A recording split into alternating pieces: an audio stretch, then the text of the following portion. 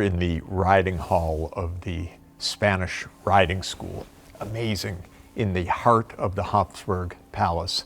And this is certainly the most famous riding hall in the world.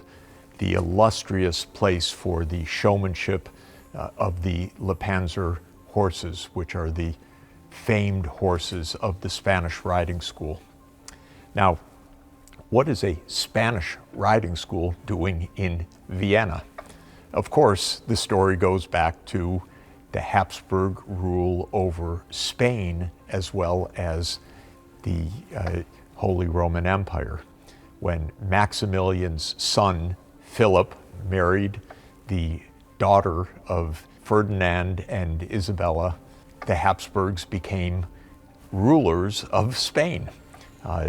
Charles V became the Emperor of Spain and the Spanish possessions in the New World and the German lands of the Holy Roman Empire.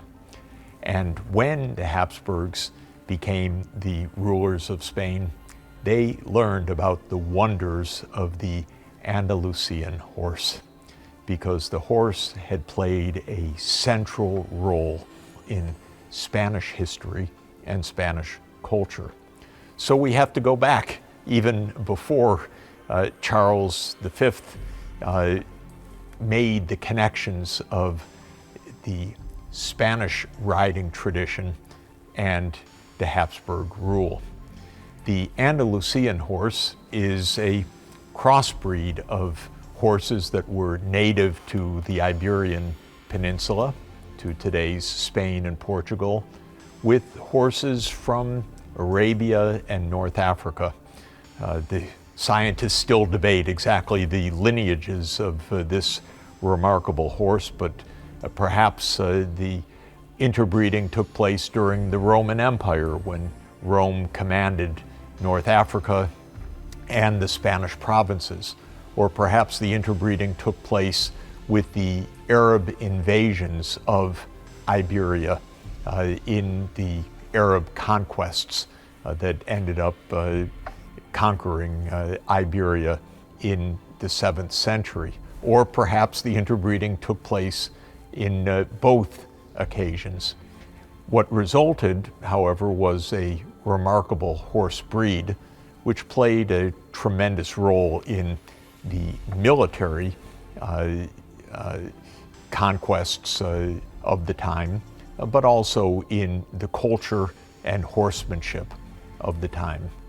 Of course, the story of horsemanship goes back even farther than that, and we should recall that when we're in the Spanish riding school, we're really at the acme of 5,000 years of horsemanship and riding tradition, because the domestication of the horse occurred somewhere in Central Asia, perhaps in the steppe regions of Central Asia, and spread as the most remarkable technology of the age, a technology that enabled transport, communications, power for farming, and for so many other fundamental activities that horsemanship spread throughout Eurasia from its origins, perhaps in Central Asia and perhaps also independently in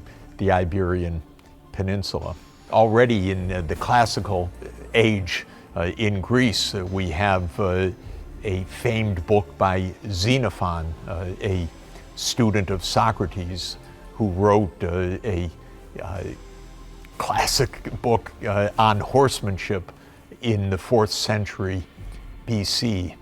And of course, we have the indelible image of Alexander the Great on his famed horse Bucephalus, conquering Asia and Africa in this remarkable conquest of Alexander.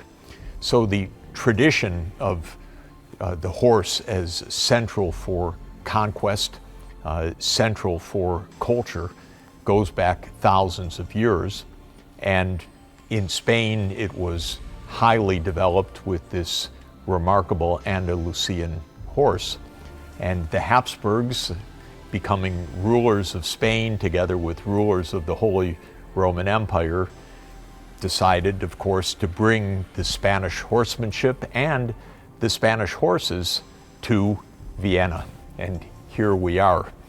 And then they had the challenge of breeding those horses. How do you breed these Andalusian horses in the center of Europe? And they solved that problem too by finding a suitable place for breeding horses in what is today's Slovenia, in Lipica. And Lipica, Slovenia, gave us the Lipanzer horses, which are now the prized and famed horses of the Spanish riding school.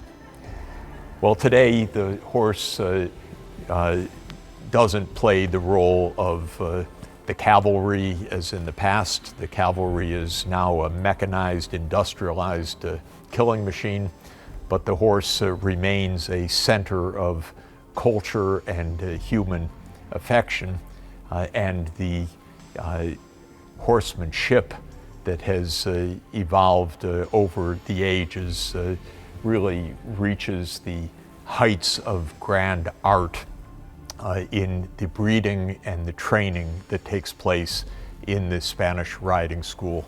So in this great hall, we are really heirs to a tradition now that is 5,000 years old and that has come from Central Asia to Arabia, to Spain, to Central Europe, and of course, to the entire world.